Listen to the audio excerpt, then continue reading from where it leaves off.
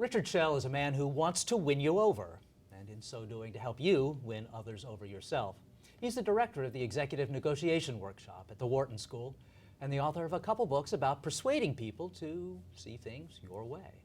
His latest book, The Art of Woo, is about a business all of us are in one way or another, selling ideas.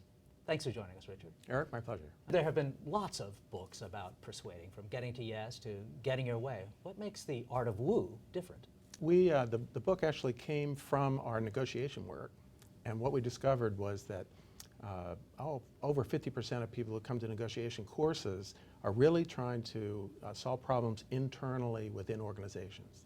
So the book is directed specifically at how to be effective in persuading people within a complex organization. And there really hasn't been a book about that. I was struck by the book's emphasis on character as one of the keys to being persuasive. Now, there are lots of people with very little character who can be very persuasive. Why do you think character is key? Well, character is key because, in our opinion, my co-author and I, Mario Musa, had a certain sense of responsibility. Persuasion tools are a little like nuclear power. They can be used for good or for evil. And we wanted to make sure that we wrote a book that would help people use them for good.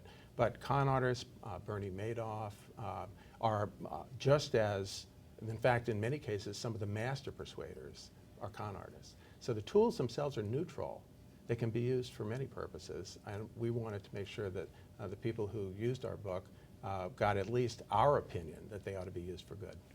All right, I'm going to name a few prominent people, and I'd like you to give them a review, if you would, Okay. as to how effective they are along the lines of The Art of Woo. Sure. Okay, let's start with President Obama. Well, that one's easy.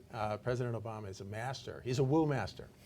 And his ability to show passion and commitment, but at the same time to craft a message that the audience will be particularly likely to hear, that balance factor, is just exquisite.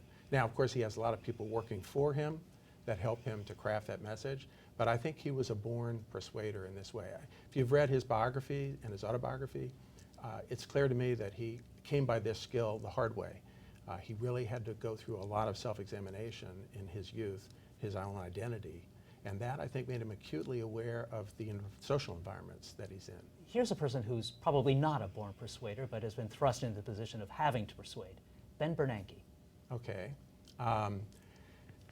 There's two extremes in persuasion. There are people who are too focused on their audience, kind of slick Willie type people, and then there are people who are totally unaware of their audience, and they are kind of curmudgeons.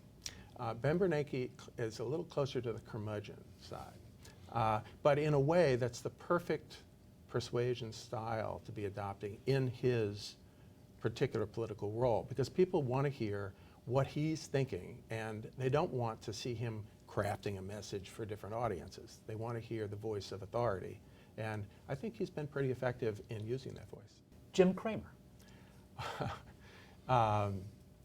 We have a type of person we profile in the book called the driver. And the driver is a combination of extreme extroversion and extreme self-orientation. And I think Jim Cramer is about as far toward a driver as you can get. Andy Grove is another person that was like that.